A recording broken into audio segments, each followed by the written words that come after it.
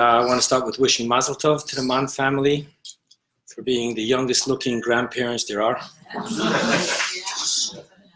And I have my laptop here just to let you know, because as Rabbi Mann mentioned, I have online classes, and that's what I do. And tonight, instead of giving the online class, I said I was going to come here, so forgive me that the mic is here. So I'd like to begin with, first of all, the dedication you just heard, Yaakov ben Mordechai, Ben Mordechai and Sulika ben Shoshan.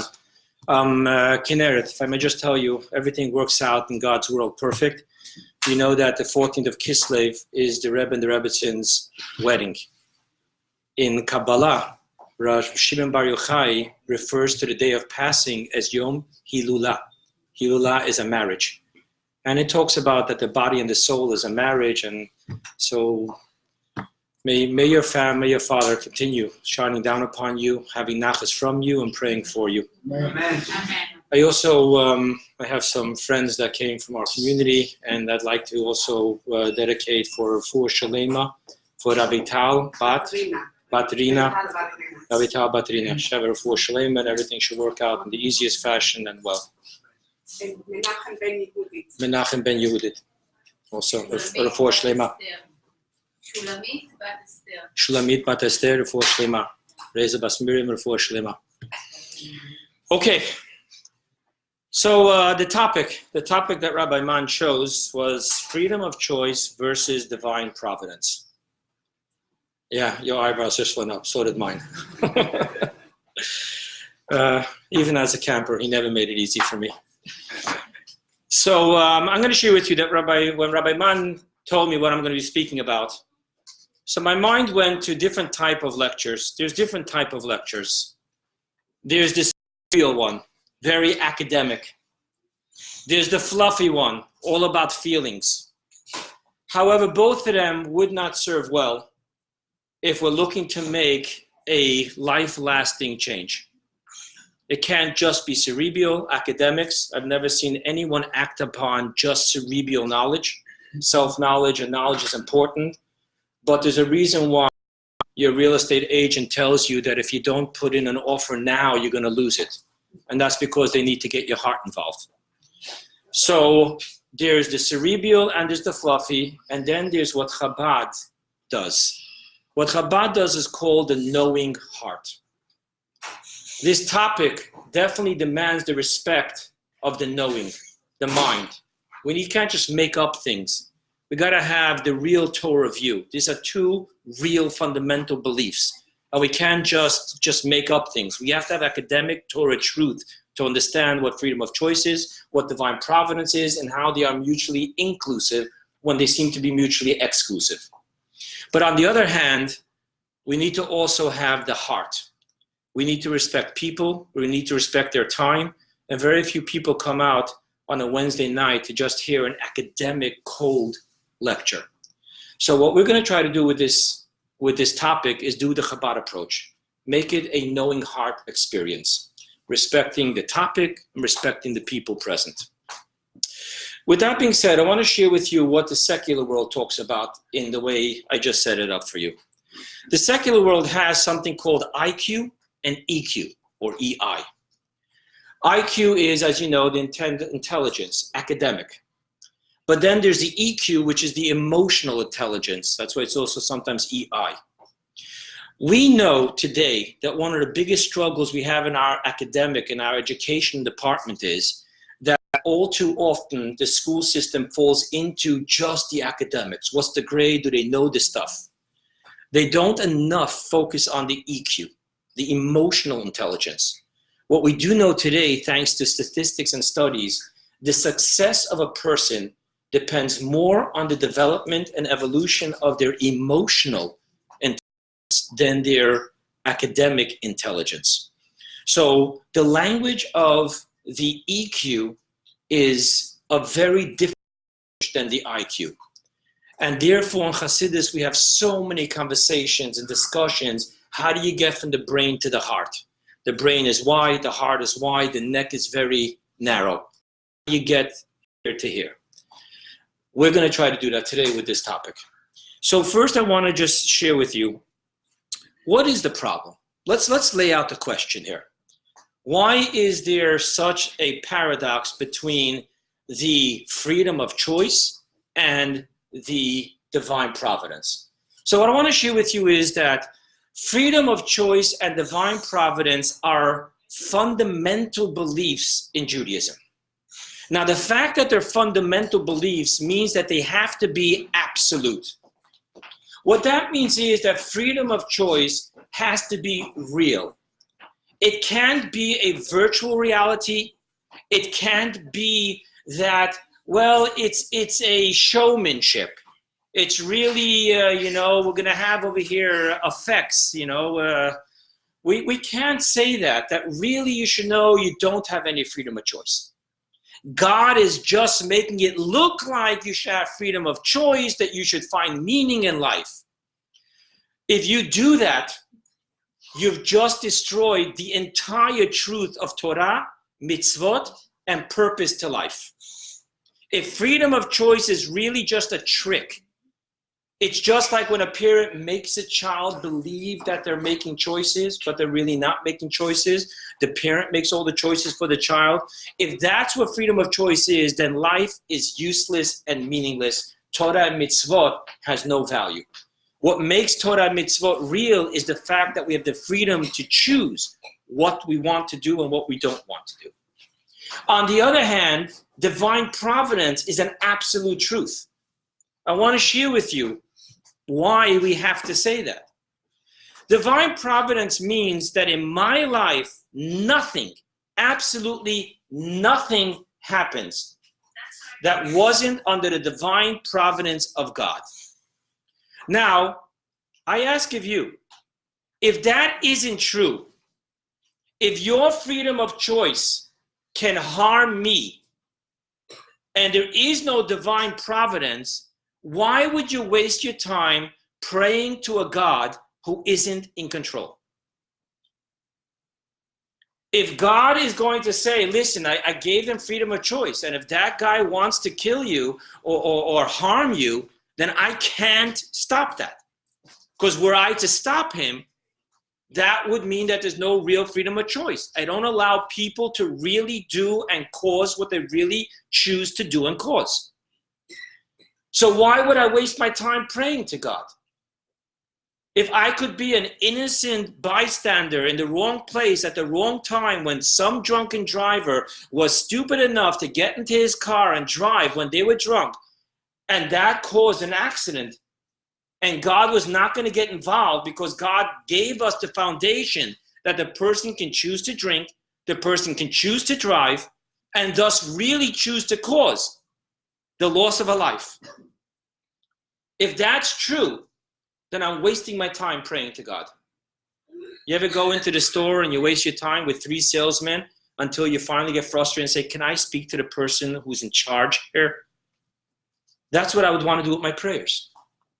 So Hashem, you're not in charge. Then can I speak to who's in charge? So thus we have to say that divine providence is true. I want to take it to the extreme. I want to say that from Adam and Eve, there has never been a person whose life was taken before it was complete. And we're going to talk about that in a moment. Now, I do want to say that most often the definition of complete is something that only God understands, not us. We don't understand. It looks like the person was so young and had so much ahead of them. What do you mean their life was complete? But what I do want to say is no one can take another human life. Therefore, I can pray to God to protect me from the evil choices of others. But how does that make sense? If the evil choices of others are real and they can act upon those real choices. Thus, I put before you what Rabbi Mann was thinking when he asked me to talk about this. The paradox of the impossibility to say that I have absolute freedom of choice to do what I want to who I want, and the divine providence that only God alone is the one that rules and decides what happens to any creature in the universe. How can those two coexist? Now, I want to just talk to you about two details. This topic has been discussed by the greatest minds, such as Maimonides, and then there was the one who argued with Maimonides, famous person called the Ravid. I stood at a Farbrengen when the Rebbe dealt with this issue, and I heard the Rebbe's explanation to it. So you're talking about the greatest minds have already dealt with this. However, I want to deal with just one detail, and I want to talk about the two halves of this detail. Number one, if something is preordained, what freedom of choice do I have? For example, you remember that God told Abraham that Jacob, the generation, the offspring, is going to be slaves in Egypt. Did Jacob have any freedom of choice in that? Was Jacob able to tell God, no, thank you, I don't want to be a slave. I'm doing just fine right here. The other question is, if someone else has freedom of choice to harm another person, where is divine providence and God's protection over the victim? The example I want to use here is Jacob's son.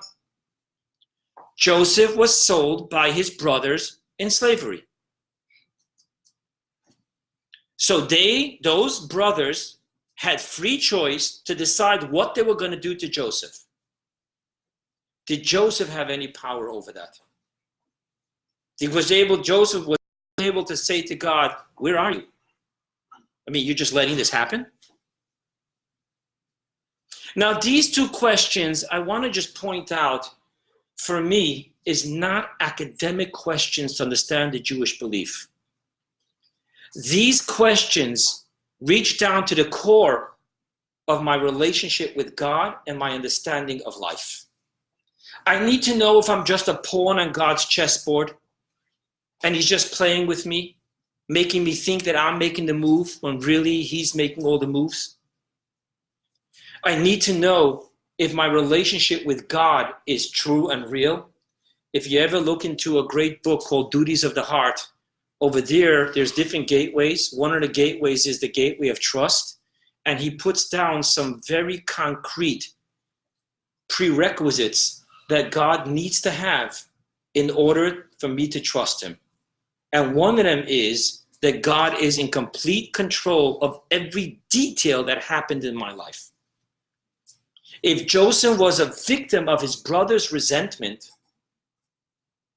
then Joseph was wasting his time to have a relationship with God, because God has given up the power to be there when you need him most. So those two questions that we're going to talk about, can I have the trust in God that when someone else uses the freedom of choice to hurt me, God will protect me? On the one hand. On the other hand, when I make a choice, is it real? Is it real, or am I just wasting my time? Those are the two sides of this question. Now, I'm going to use specifically the two examples that I brought here.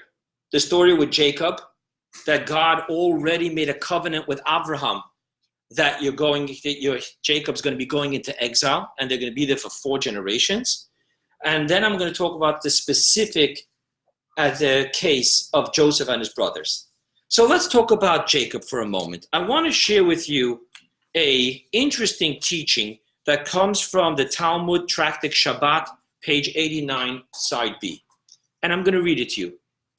Rabbi Chia bar Abba, Rabbi Chia the son of Abba, said that Rabbi Yochanan said, our father Jacob should have gone down to Egypt in iron chains. His merit caused him to descend without suffering, as it is written, and he quotes a verse from Hosea. What did we just say here? We just said that Jacob was supposed to go down as a slave. Let's count the 4 generations. The 4 generations that God said were going to be slaves in Egypt was Jacob. I'm going to go through the dynasty of Moses. Jacob, Levi, Kahat, Amram.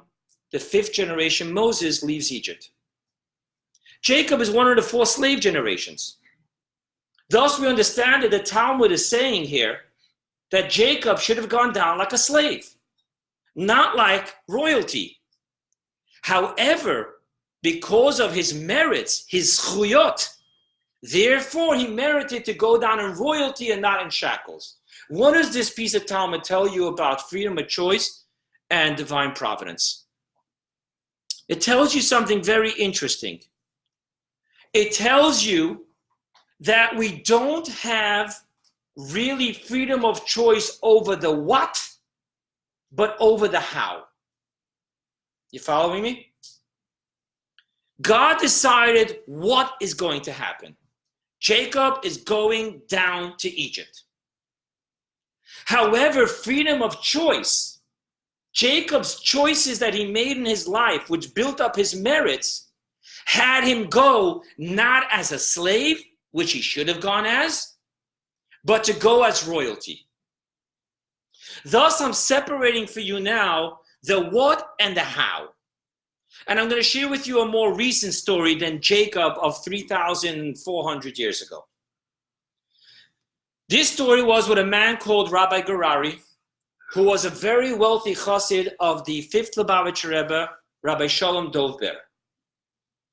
Now, one time in one of the Yechidut, a private audience that Rabbi Gerari had with his Rebbe told him, out of nowhere in the conversation, you know, I heard that they're building train tracks down to Siberia. I think you should get involved with the business. Of course, as every good chassid, Rabbi Gerari had all the intentions to act upon his Rebbe's advice. However, the facts are that Rabbi Gerari dealt with precious gems. And he never got around to getting involved in the business of building train tracks. Decades later, when Stalin's regime started hunting down everyone and anyone that had any affiliation with religion, rabbis, teachers, and those who financed religious institutions, Rabbi Gerari was sentenced and found himself in a slave camp in Siberia. He was there with some other Hasidim that did the horrible acts of teaching children Torah, building mikvaot, making sure that there's kosher meat for the community.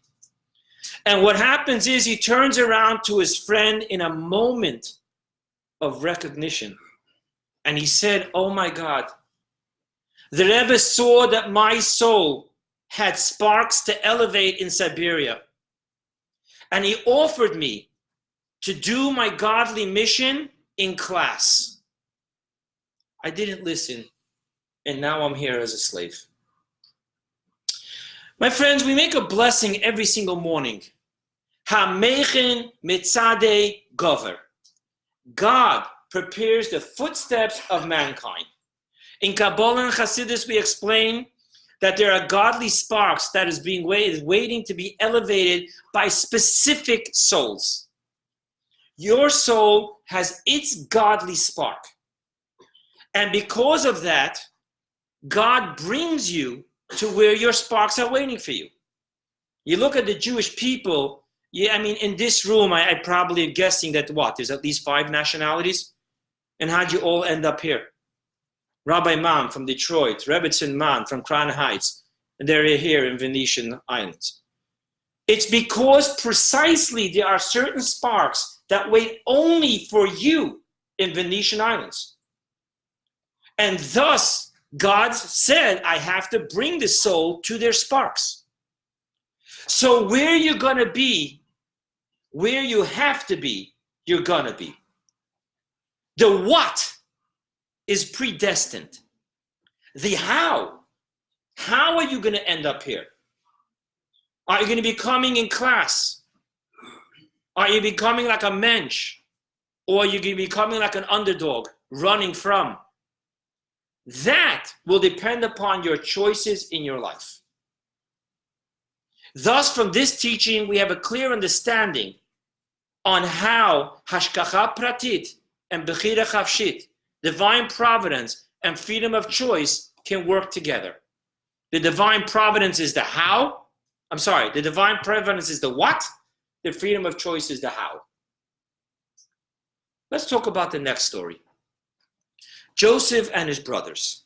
I want to read to you what Joseph tells his brothers, because I think that one of the biggest foundations in the Torah for us to understand the coexistence and the mutual inclusivity between freedom of choice and divine providence is exactly in the conversation Joseph has with his brothers. So Joseph finally meets his brothers. He's at a point where he finally is ready to reveal himself to his brothers. And he reveals himself to his brothers, and in that moment, his brothers are thrown into the depths of pain and shame. And Joseph notices that. Let me read to you directly from the Torah. But now do not be sad, and let it not trouble you that you sold me here, for it was to preserve life that God sent me before you. For already 2 years of famine have passed in the midst of the land, and for another 5 years, you do remember the story with the 7 cows, the sign that there was going to be a famine, for there's going to be good years and then bad years. There will be neither plowing nor harvest, and God sent me before you to make for you a remnant in the land and to preserve it for you for a great deliverance. If there is ever a Torah story that will teach us how to deal with resentment, real, justified resentment. If there's anyone that would have absolute justified resentment, it would be Joseph to his brothers. 17 years old, he's separated from his father, goes through being a slave, goes through being thrown in prison. And even then, when he becomes viceroy, as a good yeshiva boy, I don't think that was his chosen profession. And thus Joseph should be full of resentment against his brothers. And yet, what does he tell them? No resentment. How? I want you to pay careful attention, if I may, to what Joseph just did. Joseph separated what the perpetrator does and what happens to the victim. If you listen to the verse, Joseph creates a paradox. Now, don't feel bad about what you did, because God has sent me here. Make up your mind. Why am I here? Because you did or because God did? But if you look carefully what Joseph did, he's saying that you did what you did, but what happened to me has nothing what to do with you.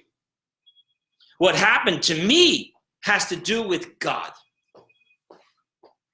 That power to separate what the sinner does from what the victim is experiencing is the foundation of what we're going to talk about right now. I want to take it, I've learned that the best way to make things clear is to take it to their extreme. A lot of times when I give this class, I'm always asked about this topic. And what if someone killed someone? Let's go there. A murders B. I want to share with you that according to Jewish law, A does not get punished because of B. Rather, A gets punished for the act of murder. Again, I'm doing what Joseph did. I'm separating the act of the perpetrator from what happened, the experience of the victim. I'm going to quote to you a piece of Talmud that is unbelievable. When I was doing research this last week, I came across this piece of Talmud. It's really unbelievable. Rashi says the words, Harbe shluchim yesh lemakom. And a lot of people know that. Even in modern day Hebrew, we use that very often. Harbe shluchim yesh lemakom. You know what will help me? Someone else will help me. God has many ways to help me. I don't want to talk about the help. I want to talk about the opposite. Do you know where this saying comes from? It's a Rashi. But where did Rashi take this from? I want to read to you the Talmud where Rashi takes it from. When Trajan, he was a Roman emperor, sought to kill the important leaders, Lulianus and his brother Papas.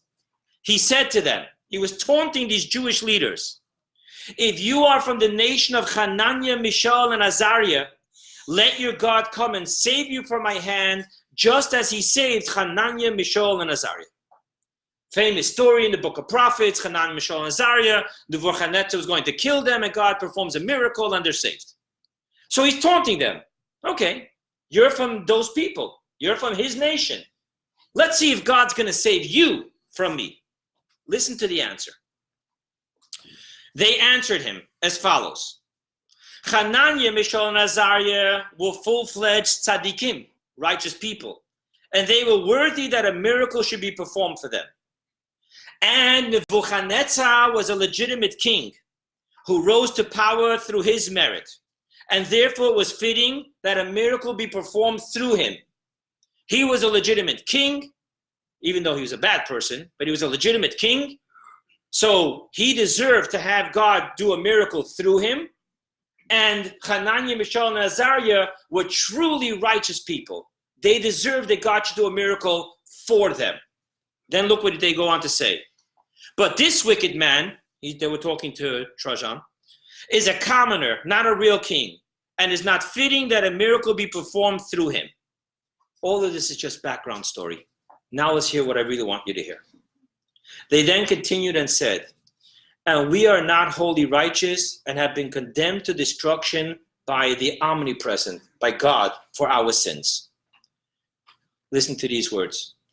And if you do not kill us, the omnipresent has many other executioners. And if men do not kill us, the omnipresent has many bears and lions in his world that can kill us.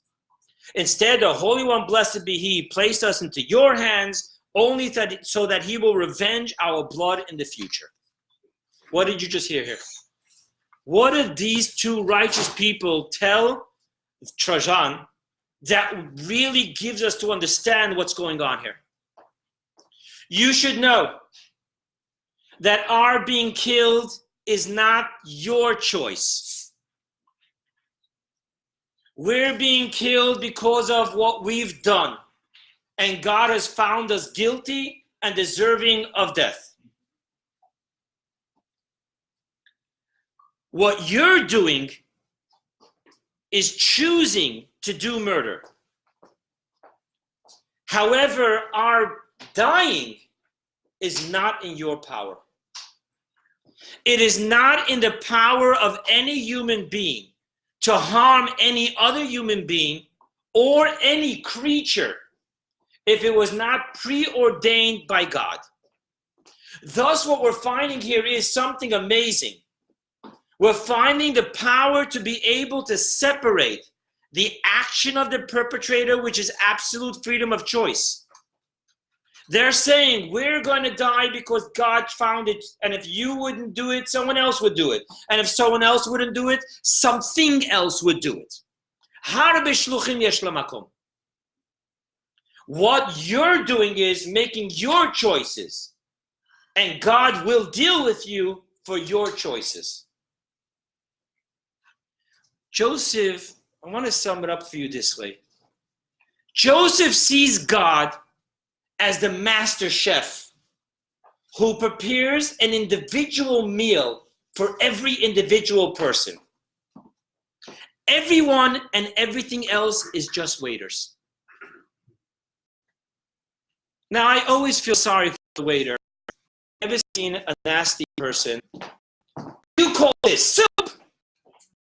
You're not going to get no tip. Really? Did she prepare the soup?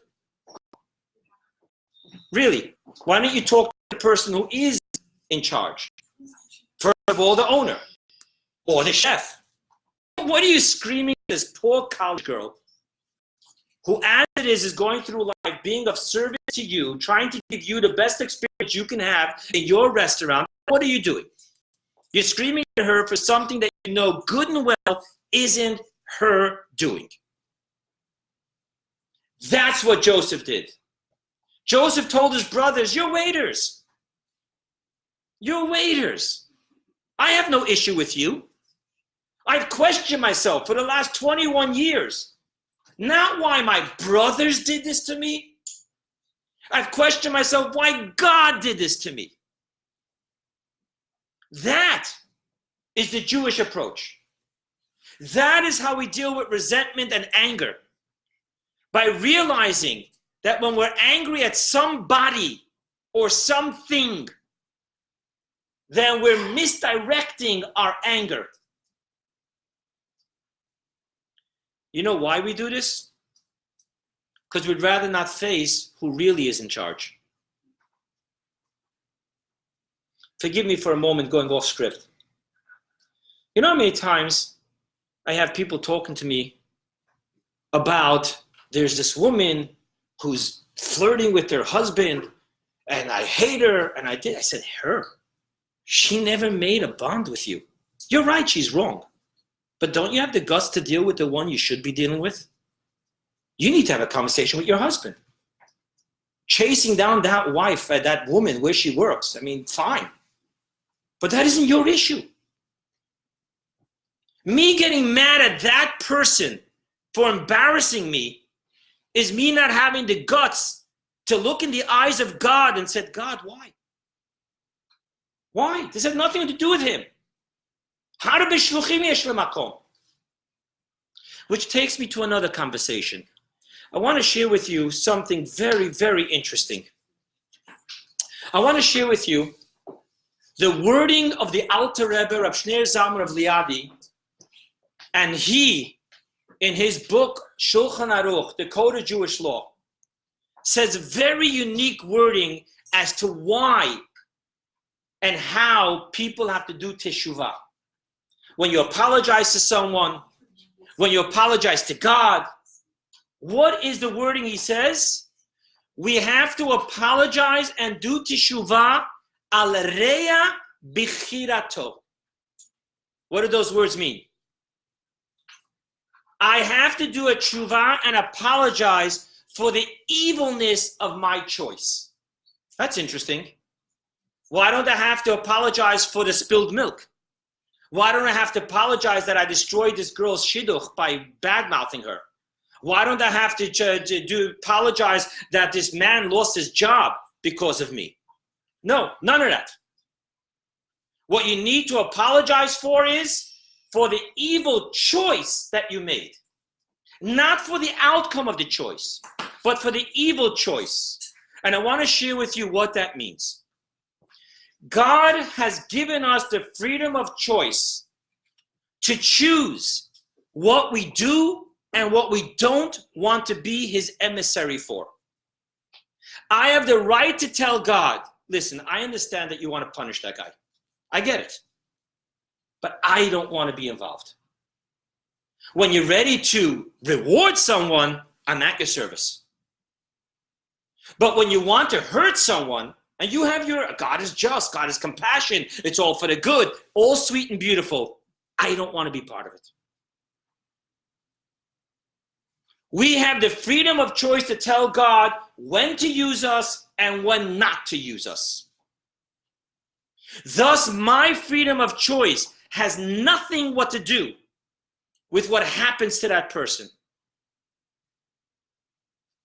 And if it isn't preordained from God that that person should be hurt, I can try until I'm blue in the face, that person will not be hurt. And if it was preordained for that person to be hurt, minus teshuvah, if he does teshuvah, then that's a different story. But if he doesn't, or she doesn't teshuvah, if I don't do it, someone else will do it, or something else will do it. I want to go off script again. You know how many times I feel people, I see people, they get stuck in a mistake that they made.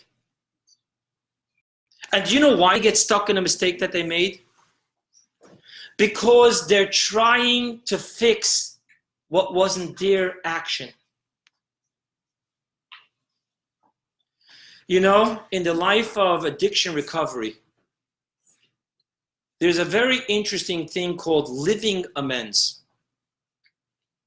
Living amends means I can't take back what I did, but I can spend the rest of my life being a mensch so that it never happens again. That to me is true teshuvah. For me to take responsibility for the death of a human being is me playing God. For me taking responsibility for choosing to commit murder, that's real.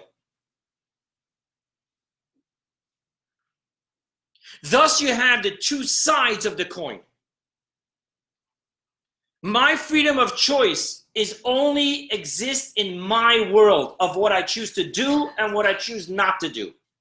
My freedom of choice has nothing to do with what will happen to anyone else.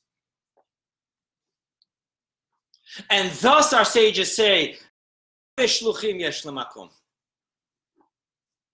And thus I should never, don't get me wrong. What did it say? Forgive, but don't forget.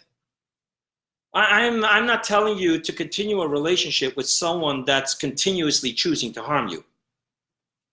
You know, in Hasidus, we talk about the most loftiest concepts, and then we have a beautiful saying that goes like this: Meshige, meshige, aber seichel darf man haben. Crazy, crazy, but be smart. It's wonderful to talk about this, but we also have to not be stupid. We don't have to put ourselves in harm's way, because if God didn't want to harm you, I wouldn't be harmed. So I'm not telling you to continue a relation with a harmful person, be it even a parent. You'll deal with your rabbi, you'll deal with your therapist. The Talmud tells us a very clear case of Rabbi Yossi, who could not deal with his mother no more. She was not mentally well. And he actually ran away from her. But before he ran away from her, he set up and paid someone to take care of her. I have to honor my parent, but I also need to protect myself. There's always a Yiddish answer.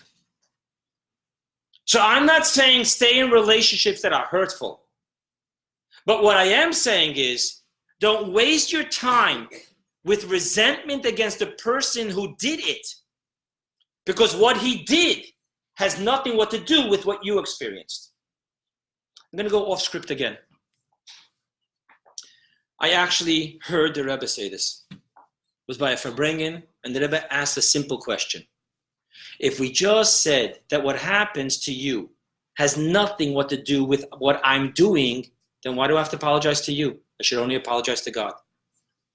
The laws of Yom Kippur says that if I harm someone, I cannot ask God for forgiveness before I ask that person for forgiveness. And the Rebbe asked why? Why do I have to ask that person for forgiveness? That person was not harmed by me. The Rebbe answered, it's unbelievable, the Rebbe's paradigm. The Rebbe said that a lot of times people remain in pain because the person didn't take ownership of what they did. If a person would take ownership of what they did and apologize to me, it'd be easier for me to move on. The Rebbe said that the reason you should apologize is not for what happened in the past, but choose to minimize the pain that he's going through today. Your apology will help that person feel better now. Choosing not to apologize is not just refusing to deal with the past, but in truth, it's dealing with the presence. Because that person is hurting and hurting and hurting.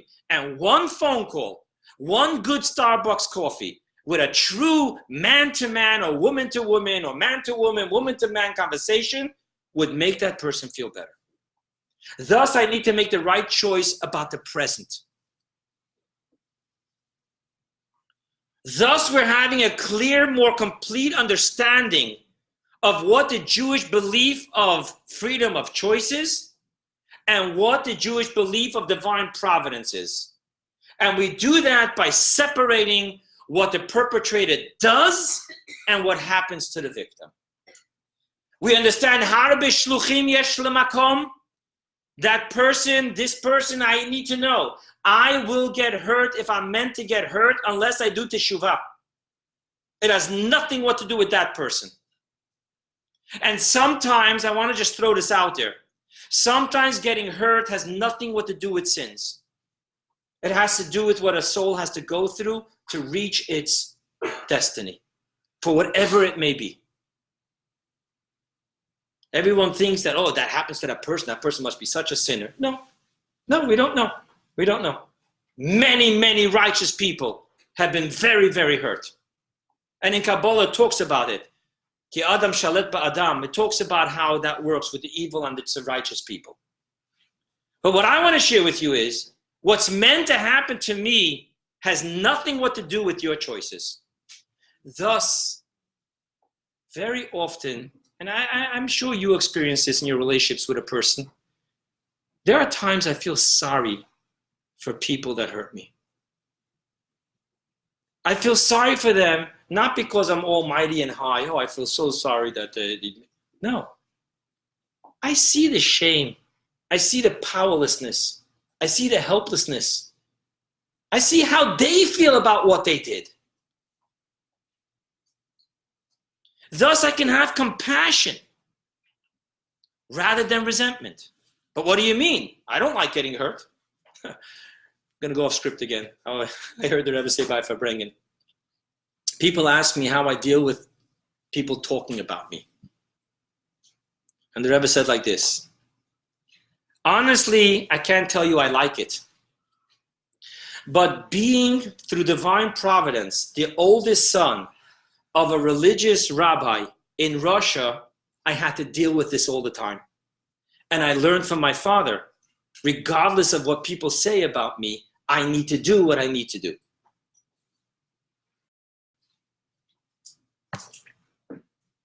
We're wasting so much time, my friends, with the waiter. We're not busy doing what we have to do to make up with the chef. And then we wonder why the dish doesn't taste good again. Why is this another bitter dish? Why is this another cold dish? I told that waitress. What, is she stupid or something? Hasn't she learned her lesson yet? We waste our time in our resentments against humans rather than realizing that everything that happens to us is a communication between God and I, and only I. It's a private conversation. And I have to have back that private conversation between I and God. That other person, they're going to have to face God and say, listen, God, I don't like this no more. I know you have your reasons for hurting people. I don't want to be that waiter no more. I want to be here for you, God, when you want to do goodness and kindness and compassion to your creatures. Use me then. The separation between the two. I want to go ahead and just share with you one more detail, and then I want to take it to the next level.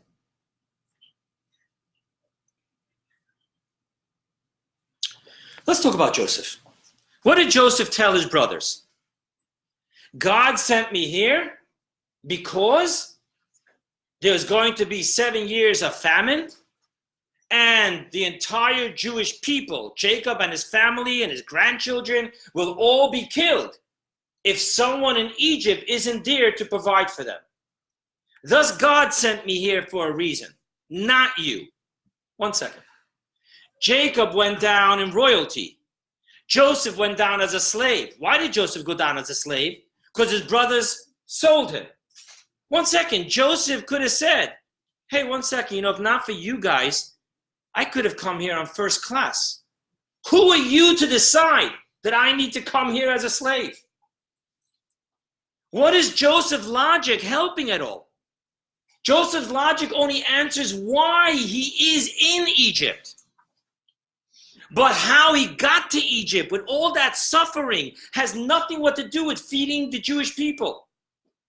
If he would have come on a first class El Al to Egypt, he would have been able to do his job too. Thus, I want to share with you, the Torah gives us the answer. The Torah tells us in the beginning, before the brothers sold him, that Joseph was a gossiper who brought he was a tattletale, who brought all the bad news about his brothers to his father, specifically the brothers from Leah, not the ones from Bilhah Zilpah. Rashi says the word, any bad news he heard about Leah's sons, he told it to Jacob. Why is the Torah telling us this? I'll tell you why the Torah is telling us this.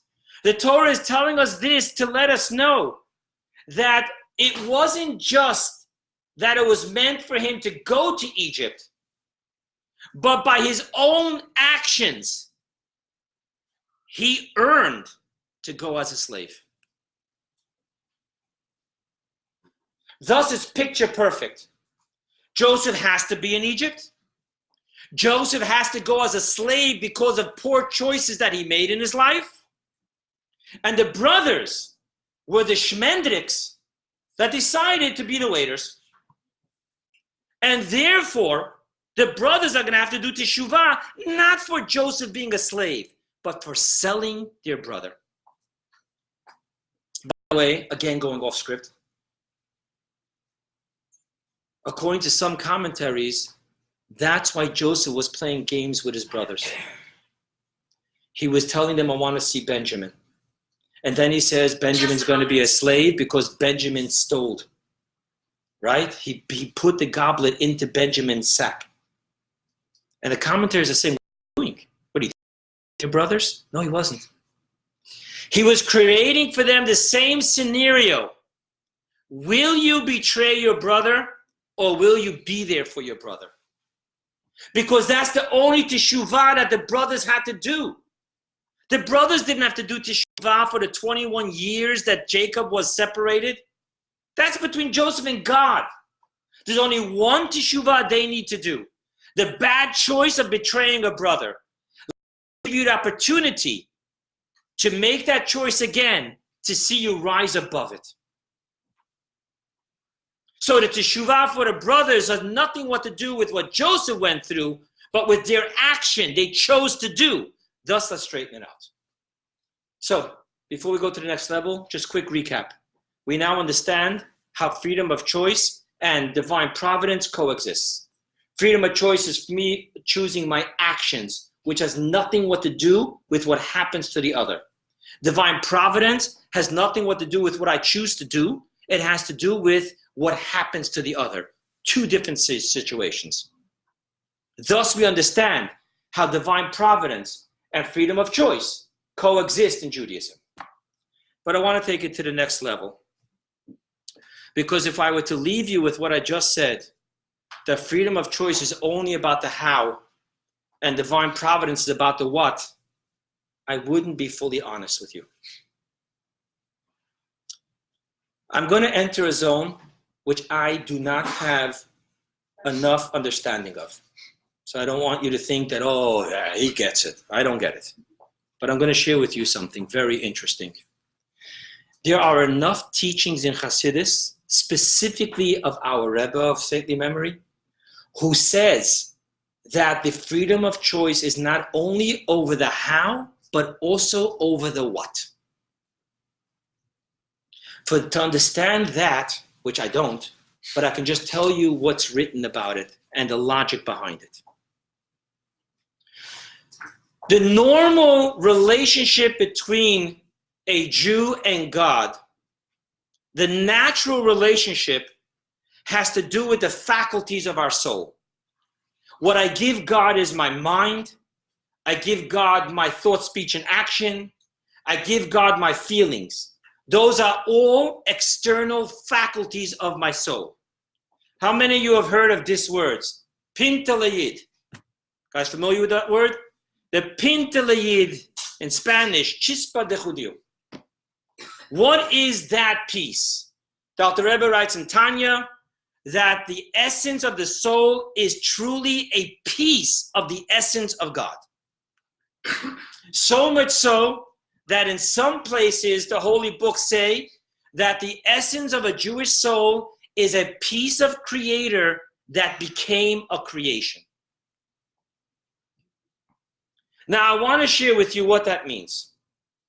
When you introduce your pintele yid, when through self-sacrifice you introduce your essence, you're going illogical. You're going transrational. You're fighting against your comfort zone of your emotions.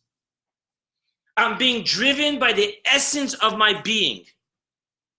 That creates a total different power of freedom of choice. Why? A little Kabbalistic, and then we'll get very practical. What happens to me, what happens to you, what happens to the universe is preordained in the will of God. The will of God has it preordained that I will be here on Wednesday night, Yud Dalet Kislev, commemorating the yahrzeit of Kinneret's father, with giving a class on this topic. It could have not been any other way. Because in the will of God, everything is defined to the minutest detail. But now I want to introduce you to the master of the will. The essence of God does not have anything that has to be this way and no other way. Thus, when we pray, what are the most famous words of prayer, my friends? You remember? Yehi Ratzon. What does Yehi Ratzon mean? May it be your will. What do you mean, may it be your will? God already has a will. God willed it for this person to be sick. And now we're saying Yehi Ratzon. Because I'm not stuck with the book. I've got a relationship with the author. I'm not stuck with the will of God. Because I have a relationship with the master of the will of God. The master of the will of God can do what he wants and when he wants. To quote what I heard by the Rebbe's Farbrengens over and over when he spoke about God. Who's going to tell him what he has to do? Thus, if I can bring into the picture not the will of God, but the essence of God, then not only can my freedom of choice affect the how, but also the what. But how do I bring the essence of God into the picture? The natural flow is that the will of God deals with the universe. The answer is that God says, I am your shadow, which means that God responds to us. If I can bring the essence of my being into the picture, if I'm praying not just logically, but I'm praying from the depth of the core of my being, I have to make a choice now that is so difficult for me to make. Incredibly in love with this one woman who's not Jewish. I've given away everything for God. Can I give away this one, my love? That's not normal. If all my life I worked for this business deal, and my mazel, the person's willing to meet with me Friday night. You got to be kidding, God. Just one Friday night. I'll give Rabbi Mann so much charity from this business deal. Don't you worry about it, God. Logic screams, are you kidding? You're going to walk away from this? Self-sacrifice says, yes. Why would you walk away from it? Because it doesn't follow in peace with the essence core of who I am. The pintele yid is struggling with it. Thus, I'm going to do self-sacrifice. Many people think self-sacrifice means you die for God. Let me tell you something much more difficult than dying for God. It's called living for God. And thus, if I can have self-sacrifice in living for God, I bring in my essence, God brings in his essence. And once the author is here, I can get him to rewrite a chapter. Once the master of the will is here, I can say, Yehi Ratzon, I know what you wanted. Can you change this for me? Can you want it differently now? I'm telling you, I do not understand this fully, completely, but the logic behind it is there. And then, in closing, Here's the real problem. Tomorrow, this question is going to hit you. And are you going to remember everything that I spent 51 years of my life learning? There's a lot of information here.